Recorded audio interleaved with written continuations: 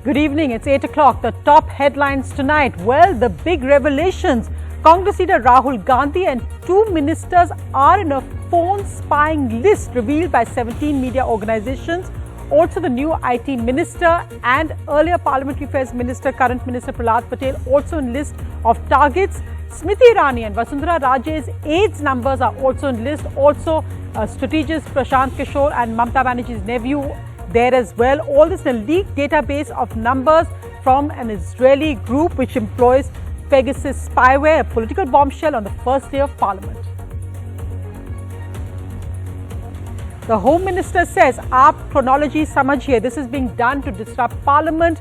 It's an international conspiracy. Meanwhile, the current and former IT ministers defend the government today. The minister says no unauthorized surveillance. No coincidence this came for Parliament. Ironically, Mr. Vaishnaw's number is also in this leaked list in 2017. Ex-Minister Ravi Shankar Prasad says it's a revenge for India's successful vaccinations. So this leaked database of phone numbers had a wide range of Indian phone numbers, an estimated 300, including ex-election Commissioner Ashok Lavasa, also a staffer who accused the ex-Chief Justice of India of harassment, and Dr. Gagandeep Kang. Well, even before these revelations, a stormy first day of the monsoon session in both houses as they adjourned. A PM speech introducing the new ministers interrupted by opposition slogans. An upset Prime Minister says the opposition is against the ministers from weaker sections and women ministers. This as the opposition raises COVID handling and the issue of rising fuel prices in protest. Well, a day after his promotion, Navjot Singh Sidhu's royal dig in his tweet and his meet and greet with MLAs, but no outreach yet to the Chief Minister. Also, no public acknowledgement yet from the Chief Minister on Navjot Singh Sidhu's promotion. The Supreme Court asked Kerala explain why Eid restrictions have been relaxed as the cases are amongst the highest in India. Meanwhile, this trend is worrying as India's average weekly cases begin rising again. Maharashtra cases also now rising steadily. And it's raining, so a new twist to underground parking in Delhi and Gurugram as many cars are now underwater in parts of Delhi. Mall roofs collapse. In Gurugram, cars are floating as rain washes away preparedness claims for the monsoon.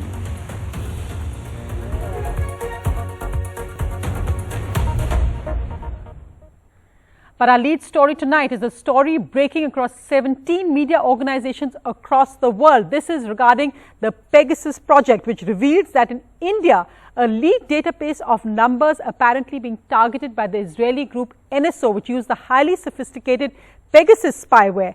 In India, the names include sensationally opposition leader Rahul Gandhi, also 2 union ministers, the current IT minister and the current minister Prashant Patel. The IT minister, of course, was targeted in 2017 when he wasn't in the BJP, and also political strategist Prashant Kishor and the TMC General Secretary Abhishek Banerjee. For more, let's go across to Vasu.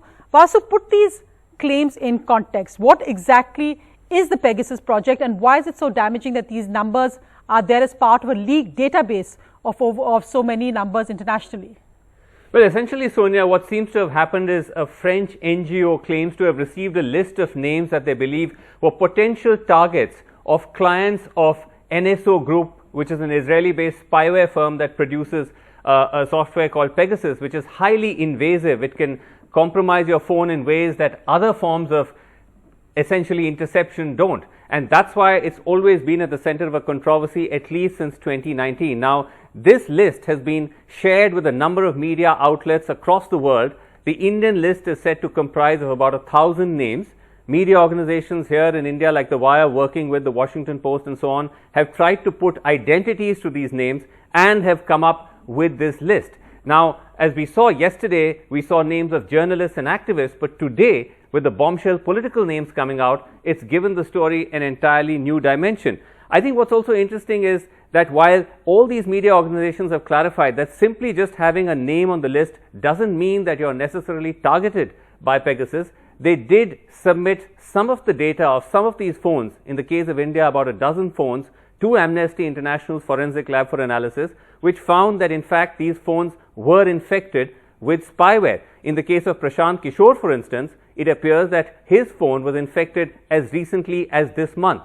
So right through the West Bengal elections, right through his meetings with Rahul and Sonia Gandhi about a potential future plan with the Congress, his phone continued to be infected. And I think that's what has made this so explosive, and that's what has also made the government's denials and, in a sense, misdirection from whether or not they actually did use this software or not, or why they're not ordering a probe into it, somewhat questionable.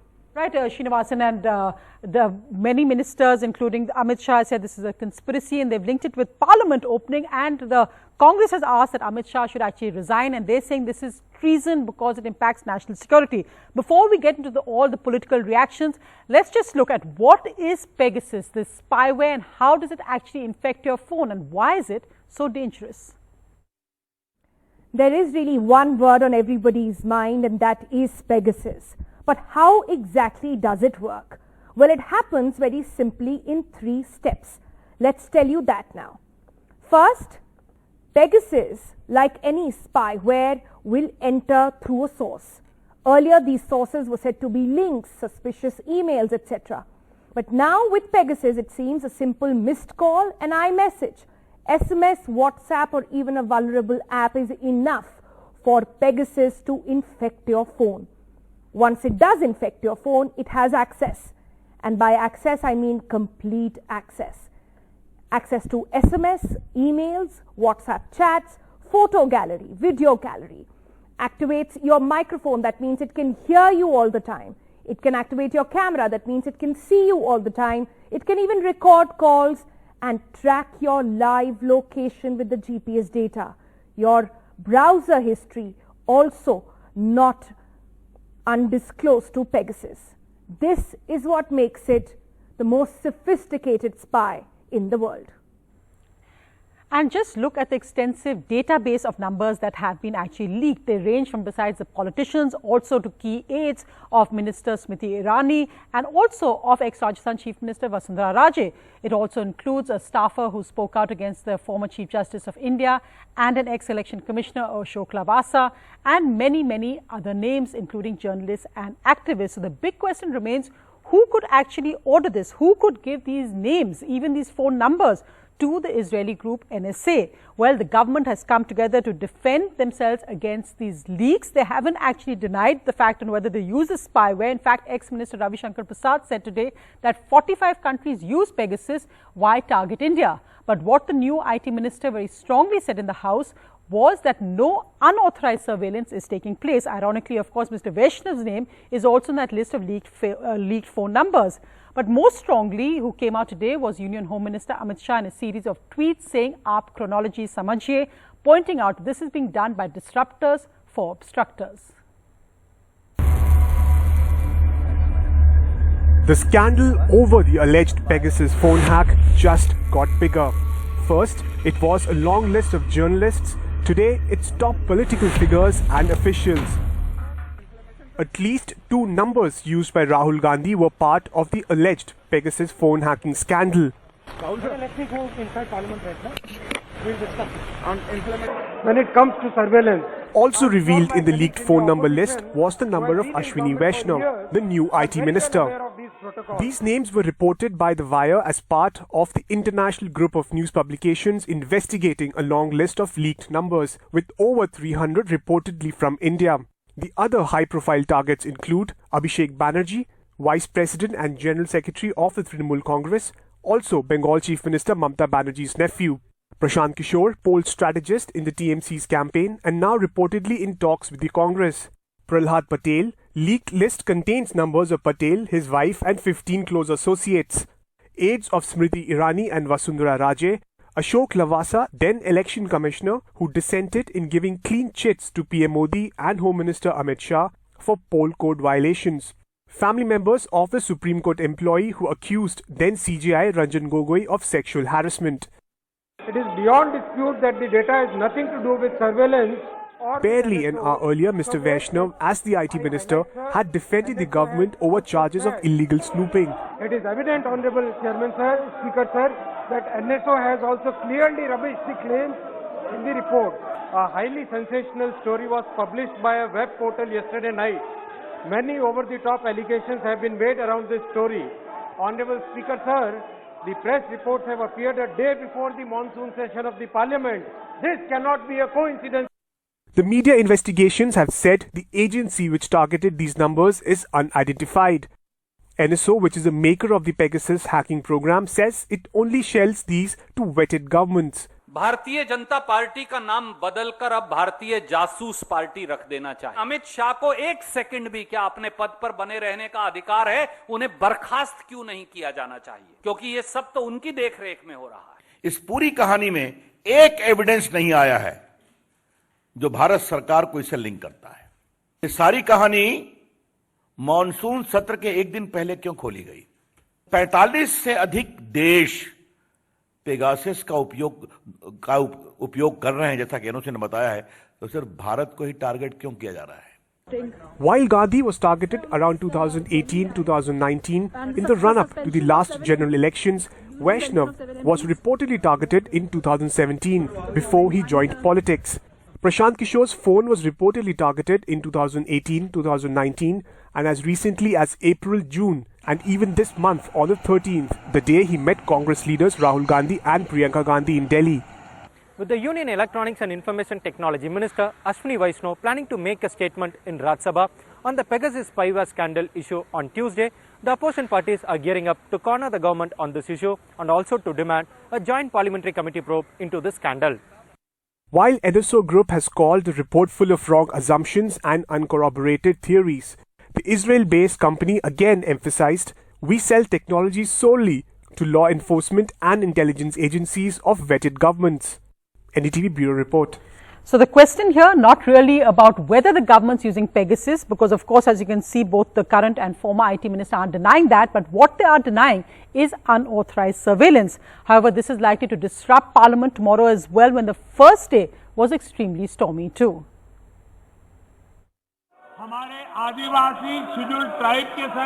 Prime Minister Narendra Modi being repeatedly interrupted as he tries to introduce his Council of Ministers in both houses of Parliament. देश के दलित मंत्री बने, देश के OBC मंत्री बने, किसानों के बेटे मंत्री बने, ये बात कुछ लोगों को राज नहीं आती है और इसलिए उनका परिचय तक नहीं होने देते हैं। पहली बार अपने 24 वर्षों के संसदीय जीवन में ये देखा है, इस परंपरा को इस बार संसद में तोड़ा गया है। जो कुछ भी कांग्रेस ने किया है वह दुखद है, वह दुर्भाग्यपूर्ण है और साथ ही साथ यह अनहेल्दी अप्रोच है। The Congress was quick to remind the BJP of the several times it didn't allow Manmohan Singh to introduce his Council of Ministers. In 2013, when Dr. Manmohan Singh was there as the Prime Minister, BJP members were allowed the Honorable Prime Minister Dr. Manmohan Singh to introduce his Council of Ministers. Trinamool MPs cycled to Parliament today to highlight how rising fuel prices are making other modes of transport available. The government is holding a meeting of floor leaders in Parliament on Tuesday to explain the steps taken by them to control the COVID pandemic. But the opposition is determined to continue to raise the rising fuel prices, farmers' agitation and what they call people's issues on the floor of the House. In New Delhi, Sunil Prabhu, NDTV. Well, in other news, Punjab Congress's new chief, Navjot Singh Sidhu, is on a meet and greet meeting all his party MLAs today, going from house to house, and they're all gathering to meet him. But guess who he's not met? That is, of course, the Chief Minister Amarinder Singh. Navjot Singh Sidhu also tweeted today with a dig about royal households, and so far the Chief Minister hasn't made any official response welcoming Navjot Singh Sidhu's promotion. Parallel meetings held by Punjab's new Congress President Sidhu and Chief Minister Captain Amarinder Singh, fueling speculation that the party's crisis in the state is not over yet. The elevation of Sidhu in the state party unit is seen as a setback for Captain Amarinder Singh after his demand of 4 working presidents of his choice was also sidelined, hinting that the restructuring of the party had the stamp of Gandhi siblings. Sidhu also took a dig at the Punjab Chief Minister's royal ancestry on Twitter while thanking the Gandhis for his elevation. The tweet read, "To share prosperity, privilege and freedom not just among a few, but among all. My father, a Congress worker, left a royal household and joined freedom struggle, was sentenced to death for his patriotic work, deprived by King's amnesty, became DCC President, MLA, MLC and Advocate General. Among the several leaders who welcomed Sidhu were former Punjab Pradesh Congress Committee Chief Sunil Jankhar, newly appointed Working President Kuljit Singh Nagra, Cabinet Ministers Charanjit Channi and Sukhjinder Singh Randhawa, along with several MLAs. Whenever there a change happens, there is always a turmoil, there is always a resistance. But once it has taken place, I don't see any problem. You have seen most of the MLAs are here. It's not bad to have aspirations. Everybody wants to rise in whatever organization they are.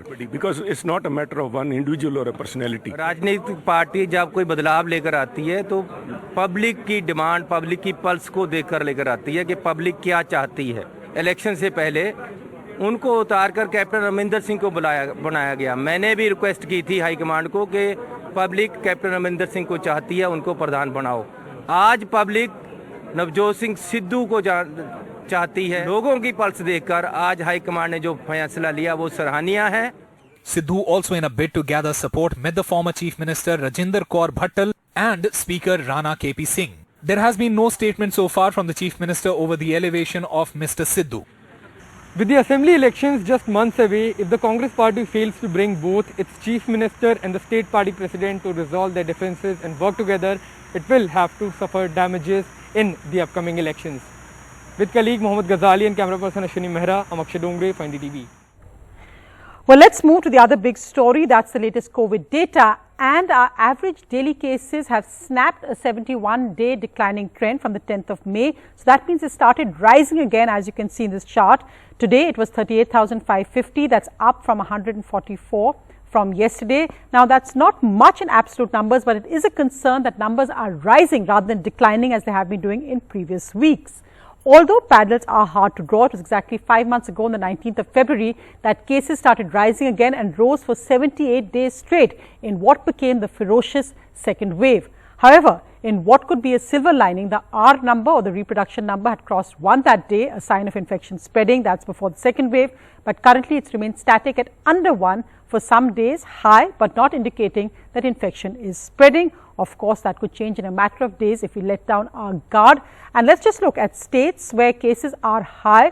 Our total number in India is 38,550. Now, Kerala is 13,657. Maharashtra also 8,055. Andhra Pradesh, as we can see, some of the numbers coming down, but these are the cases which are contributing to our overall numbers the highest. No wonder the Supreme Court today asked Kerala government why exactly to relax restrictions for Eid.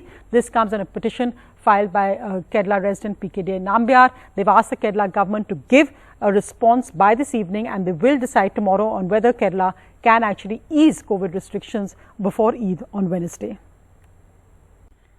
Well, a quick look at some other news. The Supreme Court today ordered the immediate release of Leichombam Arendro, who was a Manipur-based political activist arrested under a tough act, which is used actually for terrorists, usually the NSA, for saying in a Facebook post that cow dung and cow urine don't cure COVID-19. You'd think that would be pretty obvious, but he's actually put in jail for this under the NSA. Here's what he said. As the Supreme Court said, he must be released by today, despite the government, the centre, asking for an adjournment.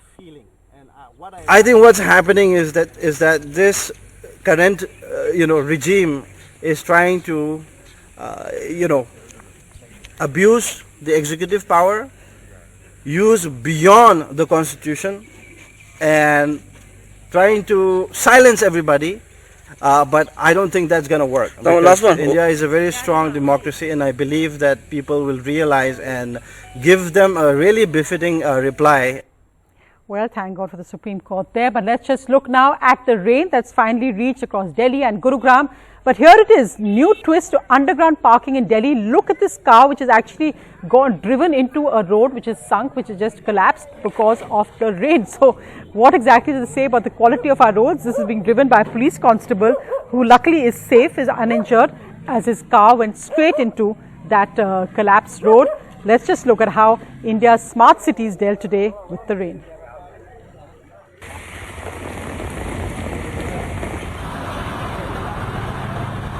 Submerged roads, floating cars knocking against each other, and water flowing into houses. This is what India's Millennium City looked like today. Traffic was worse at the usual pain points like Ifko Chowk and Cyber City. Some residents posted pictures of their submerged apartment complexes, sarcastically thanking the administration for the lake view, while one Palam Vihar resident found a snake in the water outside his home. At Gurugram's famous Shitla Mata Mandir Road, devotees including women and children were seen wading through water. तो कम से कम विकास तो होना चाहिए, यहाँ का सड़क तो बननी चाहिए, ऊंची तो होनी चाहिए।